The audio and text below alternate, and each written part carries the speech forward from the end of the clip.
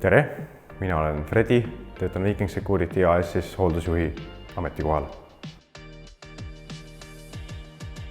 Meie kliendil oli probleem, oli vaja vahetada kaamera, mis asub circa 30 meetri kõrgusel maast. Ja oli vaja kiirelt mehi, kes suudaks minna nii kõrgele ja selle töö ära teha. Seejärel pöördusin ma Skyprofi poole, kelle jaoks on see leib.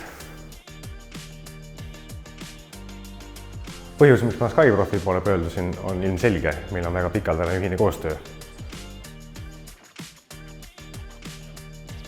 Teenuse juures jäin ma rahule sellega, et reageeriti kiiresti enne jõuluaega, mis üldiselt on täiesti vastuvõetamatu igal pool maailmas. Et 3-4 päeva enne jõule sulle tullakse appi midagi tegema terveks päevaks. Aga Skyprof tuli ja nad tegid töö ära ja ma jäin väga rahule sellega.